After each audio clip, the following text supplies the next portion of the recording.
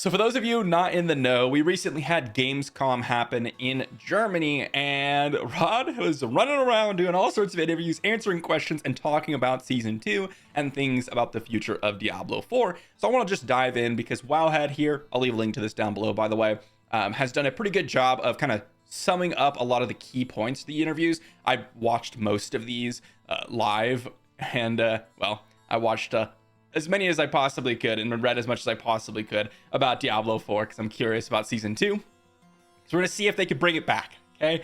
But the first one from TV Movie is Season 2 will aim to encourage new players to start Diablo 4 for the first time, and interaction and transparency of the community will be improved going forward. And also they said adding new content to bring back existing players. So interesting that they worded it that way, where the aim or the focus was to kind of encourage new players. This was kind of interesting when I first saw this, and it worried me a little bit. They did mention existing players, but I do think that Diablo 4 has been that game where it's meant for that gateway Diablo player that might be encouraged to play some additional ARPGs, like go over to Path of Exile or Diablo 2 or something like that, and then really find their stride. Whereas Diablo 4 is more casual. So to me, that's always kind of been the aim. But I'm hoping that they're going to be adding new content to really appeal to us. And then this is obviously something that's just kind of a meme at this point. Interaction and transparency of the community will be improved. I actually think they've been very transparent. And I also think that they've been very interactive, right, with the campfire streams. But that's not necessarily the problem. It's that like their interactivity and their transparency is ironically not what we want. It's not that we want them to be transparent with us and communicative with us. It's that we just want them to feel like they're listening, and it feels like they are not, which is the bigger problem. Next one though, from 4 players. A lot of people were raging because they saw the vampire theme and like, dang, we're gonna get a Diablo Immortal spinoff with the new Blood Knight in Diablo Immortal. They said no, that is not going to happen. They also said there's not going to be a PTR, and that solo self-found mode is probably a while down the line.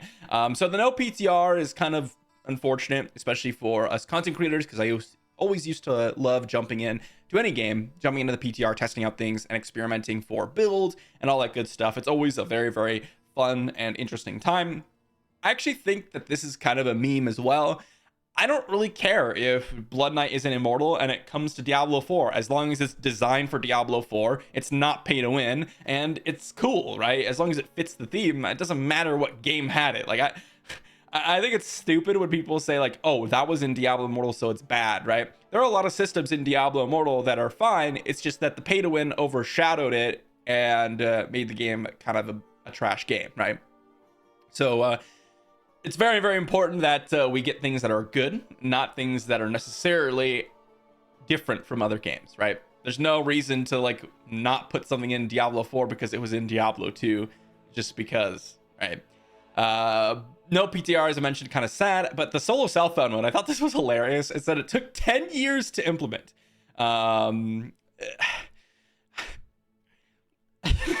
I don't know what to say. I mean, I guess like I'm sure it's a complicated process, but to say it takes 10 years to implement solo self-found mode in a, well, basically 10-year-old game at this point, I think is an exaggeration. And it's just that it wasn't a priority, right? That's what that means to me. I mean, they could take like 6 years to develop a whole Diablo 4, and it takes 10 years to develop a solo self-found mode. Yeah, I don't think so. It's just not, it's not a priority, right? So we're probably not going to see it in Diablo 4 for quite some time.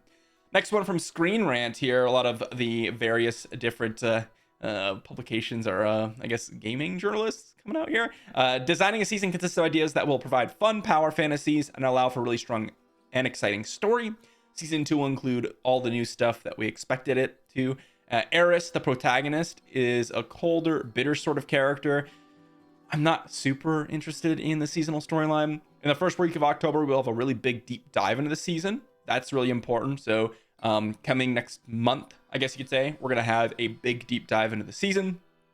As you start to level up, level 50 to 100, there'll be touch points where it's going to really test your build. That's interesting, but you can see here, Staggered throughout the progression, you can essentially farm these new bosses for an opportunity to get rare items. 5 new bosses will require a sequence of steps to be able to summon them. It's not going to be just in and out farming the bosses repeatedly. This is kind of like the Uber bosses, I guess, from Diablo 3. The details that we have about Season 2 is everything that was shared at Gamescom, but Blizzard will have a lot more detail. And there's a lot more quality of life stuff going. So each of these is a pretty important point. First off, these two are 3, I guess you'd say, are kind of, so I guess not each of them are super important because these 3 are kind of already known and already talked about. But yeah, we're going to get a new storyline. It's going to be about vampires and about vampire hunters. And we also want a season that's going to give us new stuff, which they expect to add that. No, new update in first week of October is going to be pretty important. I'm going to be obviously doing videos then talking about the new season. Hopefully we get a lot more information. This to me though is probably the most interesting thing. These two, I guess. First off, touch points where you're going to test your build.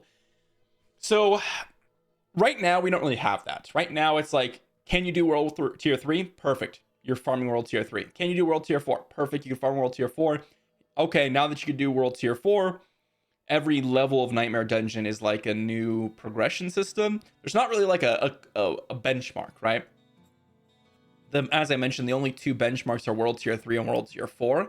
There's no like boss where you're like, oh yeah, my build is good. I can beat this boss and farm this item, right? There's nothing like that in the game. But also, they mentioned that we want them to kind of make it so you have to earn your way to these bosses. This seems good, but in reality, it oftentimes doesn't play out as exciting as you might think. It's not fun to farm the Uber bosses in Diablo 3. It's just not, right? They say sequence of steps to fight the bosses. I'd rather just fight the bosses, get what I need, and then leave. I don't want to go through and farm this key, and then move over here and farm this key, and then farm this key, and then farm this key, and then fight the boss, right? It depends on how they do it, right?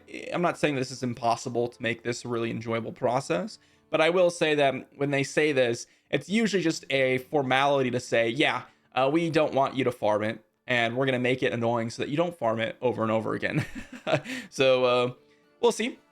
But you could see here the notion of the way that some of the 5 work is that they actually rely on each other to be able to summon in the world. Now this key quote, though, changes it. As I mentioned, we're probably going to be annoyed at doing the steps. But if it's basically how...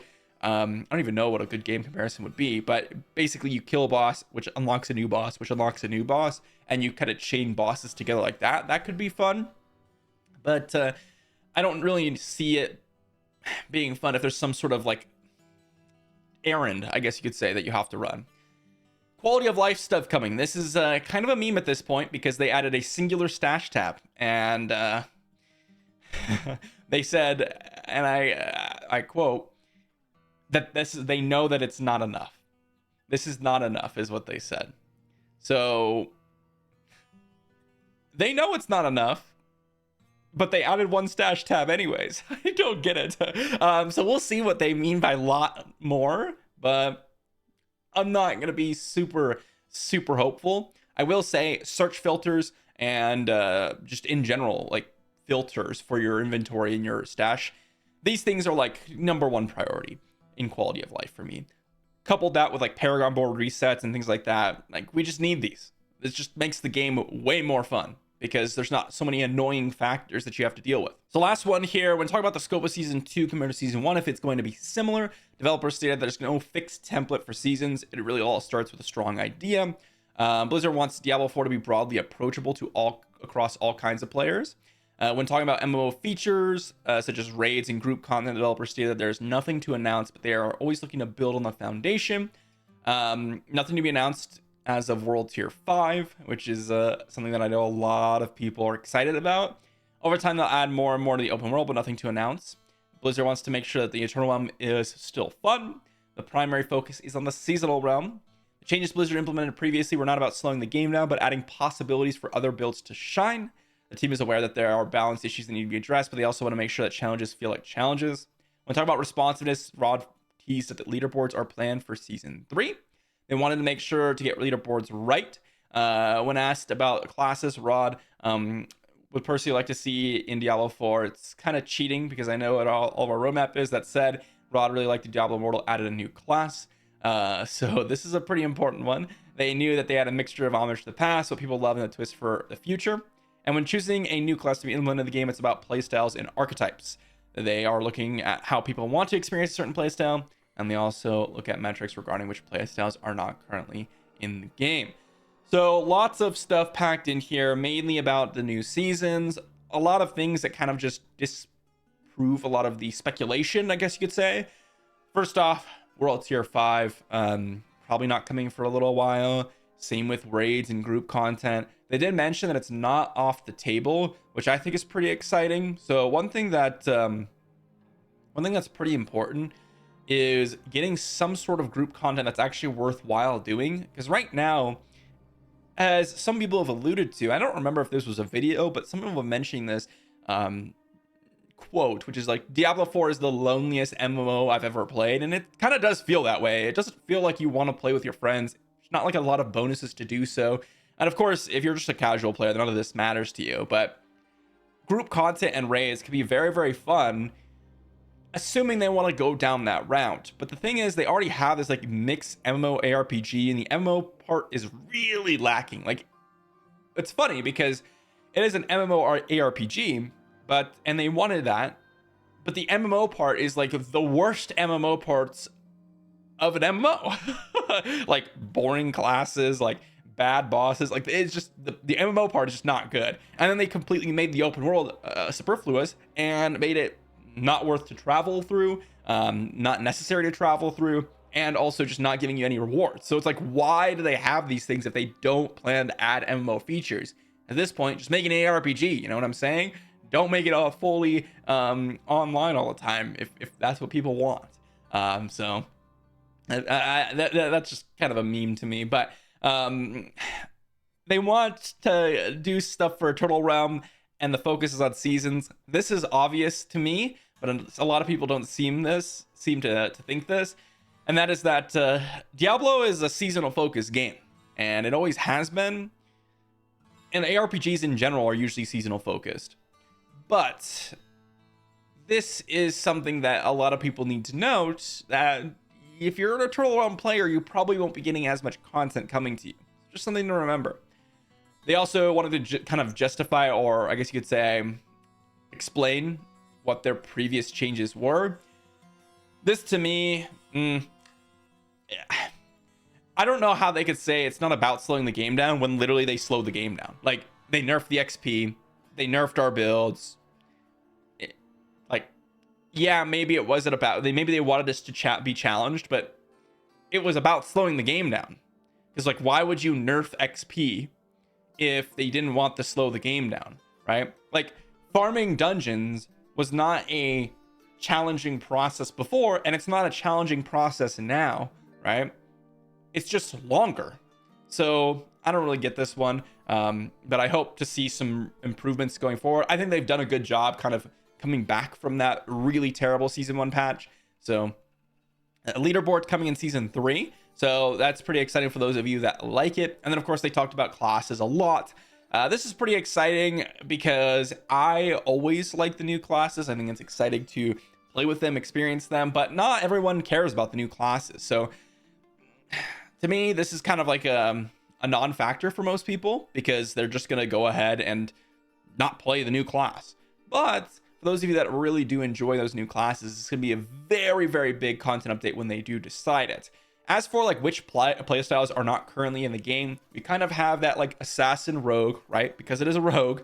We have that like mage playstyle, but we don't have like a long range mage. That's something to consider.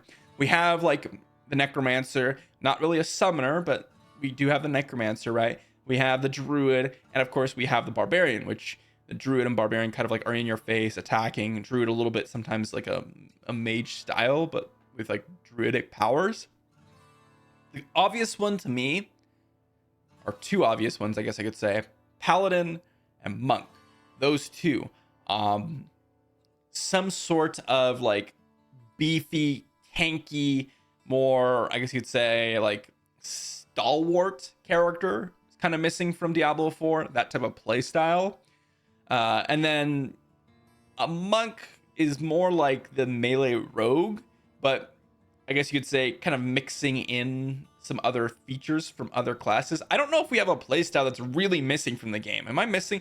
Let me know in the comment section down below if you think there's a playstyle that's missing from the game, because that's what they were mentioning. That people want to add something that people want to experience that's not in the game. So I don't know. What do you all think about this? I think that it's overall just good stuff. Like they said things that we've heard before and that are good to say. I think the most important thing for me is this part right here. As you start to level up, you're going to have unique things to fight and test your build, and then the new bosses. So this is interesting. I will note that something that's not been said in these little interview sum ups is that some of the people were kind of questioning and whether or not it's just going to be kind of a reskin of some of the bosses that we've seen in the game. So that could happen. I really hope it's not, because these are kind of like the 5 bosses that are coming with the new season, so it better be something exciting, but you never know. Let me know what you all think in the comments down below. And, well, we'll see more information about Season 2 soon, I hope. Thanks for watching. See you for the next one.